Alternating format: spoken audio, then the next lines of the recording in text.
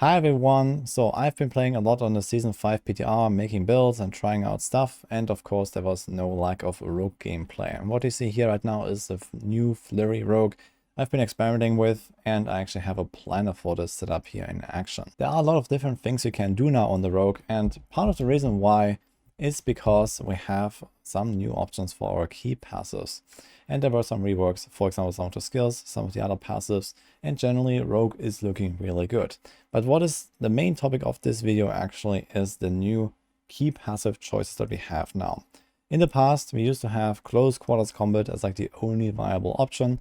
Then came Precision in Season 3, and finally Victimize in Season 4. But we always had two key passives that really didn't have any impact on really any build, and those haven't changed a little bit. But most importantly, you see this number here, the attack power number. Well, attack power is usually something that I recommend people to not ever take a look at, but what you see here right now is the new damage while, or rather damage per Dark Shroud Shadow in action. You can get a lot of raw damage on builds that do not run any of those top 3 key passives that I just discussed. Usually melee rogues are confined to close quarters combat, and then you have the ranged rogues here, and then you have stuff like Heartseeker and Fanshot here. And the other two were just kind of completely forgotten key passives that had no purpose whatsoever. And now, well, Momentum has been redesigned a little bit to a pure melee key passive. The numbers here are actually decimal errors. This is 3% per stack to a maximum of 30. But the exposure key passive was also the original Death Trap rogue, if you might remember that, the Twisting Blades rogue that I played for the World First race back on launch, and this was not really too useful outside of that, because afterwards Blizzard introduced scaling for our key passives in Season 2, Close Quarters Combat was ruling everything, and you didn't really have any reason to play those key passives. But now we have some new tools, and this is here. The damage per Dark Shroud Shadow Tempers. You can put this on all of your offensive slots, and these roll very high if you look at this. So this is just like a masterworked double crit. You can like not crit this, and you can see you can get 80% damage per Dark Shroud Shadow. Now in typical builds we'll have either 4 or 5, typically 5 Dark Shrouds up all the time. So this means that if you multiply this by times 5, well, that's a 400% additive damage bonus. That's quite a lot. And you can put this on 1, 2, 3, 4, maybe 5, 6, 7, 8 slots. So depending on how many uniques you're running, you can get a lot of this additive damage bonus. With 400% times 8, for example, this is 3,200% additive bonus that comes from this. So this will basically solve all of your additive damage needs, and you don't have to stack anything else. No like glyphs, besides the multipliers, of course, and nothing on the paragons, nothing else on your gear. You don't need vulnerable damage on your gear or anything like that. Like anything can just be transformed into, you know, other stats basically. And this is such a high value that you are actually getting to the point where momentum and exposure become competitive with, for example, close quarters combat. Close quarters combat in like a typical build gives you something like around a double damage benefit or something like that. If you look at, for example, Season 4 Twisting Blades here, so we can open that. So this is the planner that we have on max roll right now. For example, here we have a 15% attack speed bonus times 2, and then we have a 91% damage multiplier coming from this close quarters combat passive, thanks to stacking a lot of damage versus crowd controlled. So usually for close quarters build, you temper damage versus crowd controlled. For precision builds, you temper crit damage, and for the victimized builds, you temper vuln damage. And this means that usually you end up with additive damage values of in the range of something like 1500%, maybe on very high-end characters like 2000% or so, if you really go all in. And well, what we can get here from our new and improved damage per Dark Shroud Shadow Tempers is, yeah, basically closing in on double of that. This is just the Dark Shroud Tempers, and again, you can like, you know, maybe triple crit this if you want, or you know, we can like have a bit more additive damage from other sources. For example, here we also have a bit of damage over time, for example, on this weapon, and a bit of damage over time here. Bit of vulnerable there. So this 3.2k is probably more like, you know, another plus 500, 600 or something like that you get from, you know, random Paragon nodes and glyphs. And well, we arrive at roughly the double damage of what, for example, a close quarters combat build would have in terms of additive damage value. And if that is double, and usually have a times 2 from the close quarters combat, it is actually fairly even. And that's kind of the interesting part here. So it seems to be pretty well balanced, to the point where you can now actually run those different key passives. and I did this to quite some success on the PTR already. Originally, I was quite pessimistic looking at, for example, exposure and momentum. Even with the rework, I was like, yeah, why did I rework it? Why did it not give any damage and any scaling? Like, this will be just completely forgotten when you have these other options available. But well, the thing is that Victimize, for example, just doesn't work with any of the melee skills very well. They don't have enough lucky hit for this. Precision, it doesn't work at all. And then there's Close Quarters that we used to play in the past. But now we also have builds that don't necessarily want to use something like Close Quarters Combat, because you don't want to have punctures on your bar, for example, to activate the marksman portion of this.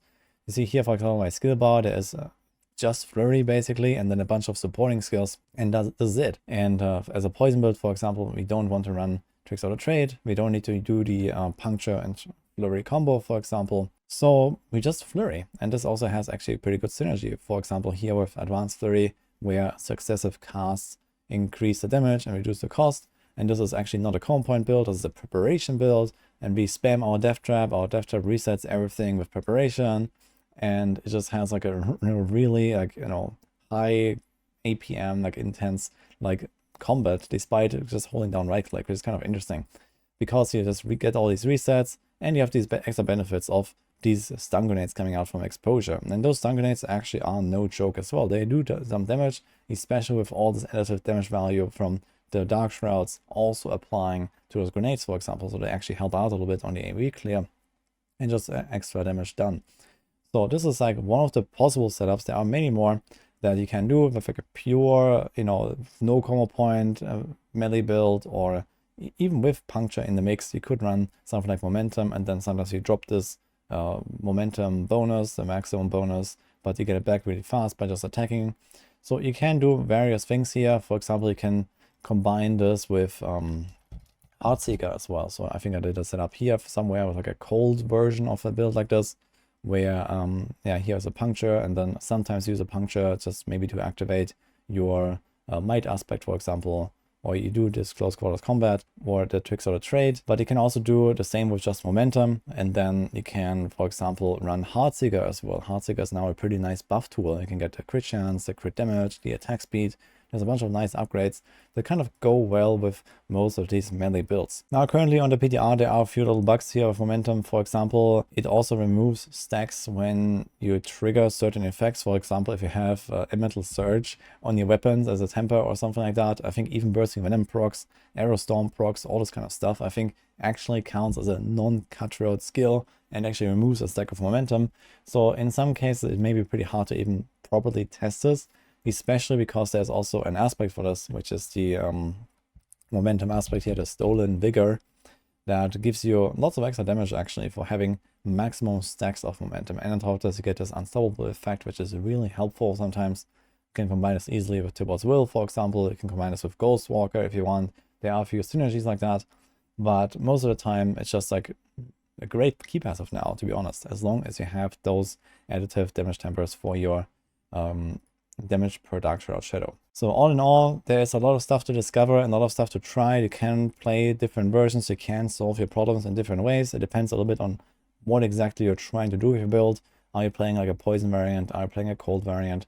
Do you want to have a puncture skill or not? Or whatever, you know, there's also Inner Sight, of course. You can play Inner Sight, not just preparation or combo points. So there's 3 different specializations now that are all pretty viable. Preparation has become a lot better with the introduction of this extra damage reduction, for example. And now we also have the option to play all 5 of those key passes. And I think none of them is definitely considered like a terrible choice anymore or something like that, which is cool. So this is kind of where I'm at currently with the melee rogues. For the ranged rogues, not too much has really changed. Precision is incredibly powerful. So if you're playing a ranged rogue, well, you're not gonna go for this damage per Dark Shroud stuff anyway. If you're playing a victimized rogue, well, you have to go vulnerable. But there might also be cases where, for example, you just try to sneak in 1 or 2 of those tempers here, in addition to all of the other vulnerable damage you're already stacking, for example, for a victimized build, or in addition to all the crit damage you're already stacking with precision, because you could maybe benefit more from this additive damage value than you can from just stacking a bit more of this key passive stat. So I haven't really done the math on this yet on all of the different builds, but I'm definitely gonna get there once the PTR is over and we have this theory crafting phase for the next month, basically. But for now, I think this is a really cool inclusion here from Blizzard to make this damage per dark shroud shadow temper. Of course, it kind of like outclasses all the other tempers like drastically that are available here on the rogues, but it does enable those key passes, and I think that is really important and really cool to see that we actually have an option now for some of those other key passes. So overall, it seems like rogues and rogue builds will become a lot more diverse, or there's going to be a lot more variety basically with how you can build your rogue, how you can solve certain problems like your resources with momentum or your damage reduction with momentum, for example, or you can have, you know, like spam all of your abilities when you do death trap with exposure. So that kind of like enables a lot of different combos to just like, you know, press all your buttons whenever you want, kind of. I've actually done some kind of funny stuff here with the Shroud of Kanduras, where I just have like near perma invincibility from the Dark Shroud activation, these kind of things as well. So there are some cool combos here that are available now. Not all of them will necessarily, you know, go crazy in like pit 150 or something like that, but definitely there are a lot of viable choices that will easily go to 100 plus to farm, you know, the highest tiers of Neve Iron, basically, take down all tormented bosses, and just gonna have a lot of fun experimenting and trying out stuff. In any case, let me know what you have found here with the rogues. So this is what I got. There's obviously more stuff coming. I've been experimenting also with Rain of Arrows rogue. I've been trying the grenade rogue again, smoke grenade stuff, and so on. So lots of interesting new stuff coming up here. Although I guess for the meta builds, they might not be powerful enough, but we'll see maybe once they're fully optimized. For now, this is what I got here on the rogues. Hope you enjoyed this, and I'll see you guys next time.